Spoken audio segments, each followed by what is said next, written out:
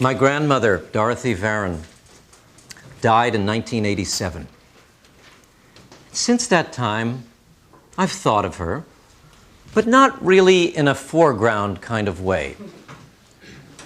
And then last fall, for the first time in my life, I had a dream of her.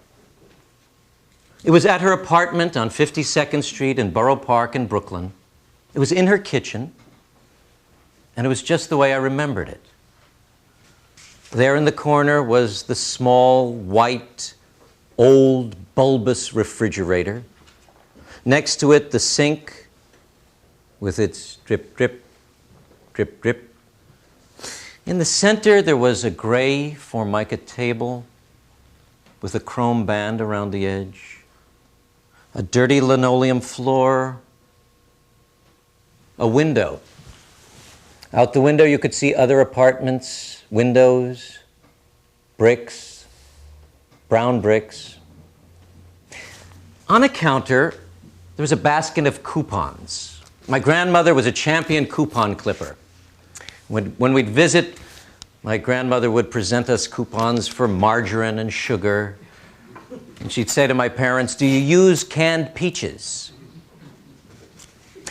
And near the coupons, a booklet of raffle tickets to raise money for the infants' home where my grandmother volunteered. In the dream, we were sitting at the kitchen table, my sister, my mother across from me, my father next to me, and we were all the ages that we are now, except for my grandmother, who was ageless. And she was sitting next to me. She was wearing a light blue house dress and slippers. She came up to about mid-shoulder. And she smelled like a very old person. And her face, she was so happy to see us. We were eating her homemade applesauce. Now, I would like to tell you that my grandmother was a great cook who made the world's best matzo ball soup and chopped liver and gefilte fish from scratch, but that would be a lie. I think my grandmother was happy that history had progressed to the point where you could buy gefilte fish in a jar at a supermarket, preferably with a coupon. But she did make her own applesauce. And from the time my sister and I were little kids, my grandmother would serve it to us in these shallow glass bowls. And she would stand and watch us eat, and she would yell, "Süßkeit! Leichtigkeit! Geduldes! Naches! Gorgeous!"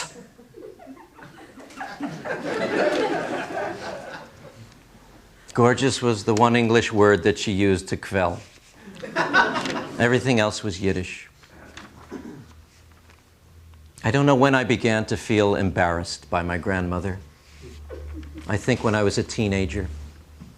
Her life began to seem small. Her small apartment, the coupons, the raffle tickets, the volunteering. In 7th grade, I had started going to this fancy boys' prep school, a school where accomplishment and achievement and ambition were prized, a school that turned out people like James Schlesinger, Energy Secretary, Anthony Lewis, New York Times columnist. Jack Kerouac went to my high school, and so did Roy Cohn. Just to give you a sense of the range. So I lived Monday through Friday in that ambitious environment. And then on weekends, we'd get in the car, drive to Borough Park, visit my grandmother in her world of simple love. Her small world. I was thinking about the big world with its big problems. When I was 19, I moved to San Francisco. I became active in the anti-nuclear movement. And when I come back to visit New York, I'd visit my grandmother. Every time she would say, "So when are you moving back to New York?" I have children now. 23 years after moving to San Francisco, 14 years after my grandmother died, I sell raffle tickets for my children's school. I volunteer there. I try to give my kids some of the same love my grandmother gave me. I think I'm intermittently successful. In the dream, my grandmother and I were talking animatedly. I don't even know about what, but it was a very lively discussion, back and forth. And when it was her turn one time, right in the middle of a sentence, she stopped talking. And she looked at me. And she beamed at me. And she kissed me.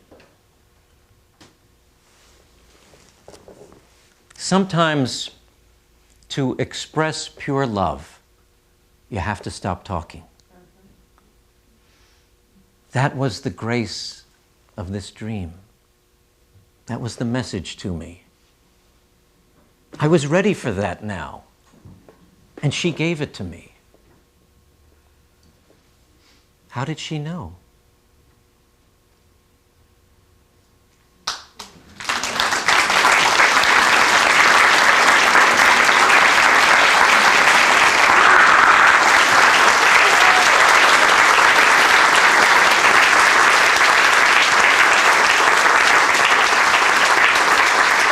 Thank you. Thank you so much.